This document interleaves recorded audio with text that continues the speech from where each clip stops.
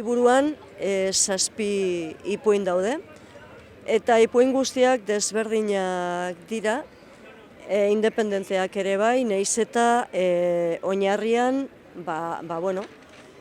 espekulazioak eduki, ezta? Ipuin bakoitzak espekulazio badauka, eta etorkizun bat aztertu beharrean nik esango nuke orainaren metafora direla batzuetan. Gaiak hartu ditut egunerokotasunetik eta nire intereseko diren gaiak. Esaterako, historiatik batzuetan baztertu egin diren egoerak, edo emakumeen arazoak eta nola ahal izango lirateke ez soluzionatu, baina bai beste ikuspuntu batetik nola ikusi, ezta? Esaterako hemen jorratzen da emakumea ez hainbeste biktimalez, baizik eta biktimarioa bezala, eta abar.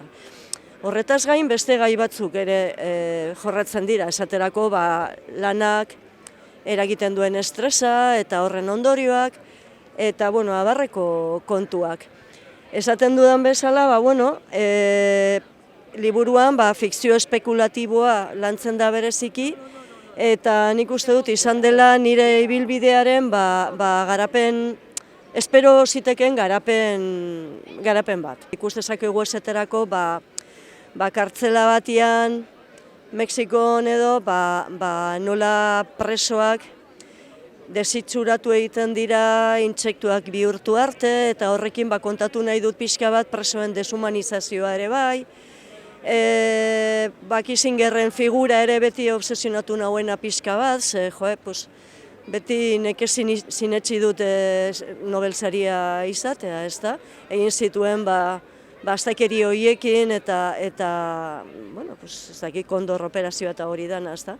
Eta horrelako nire obsesio batzuk liburuan sartzen ditut, eta bestalde zientzia fikzioa ere baimentzen du horrelako tratamendua ematea gai horiei, baina ez da batzuetan esaten den bezala ideien narrazioa soilik, behintzat nire kasuan.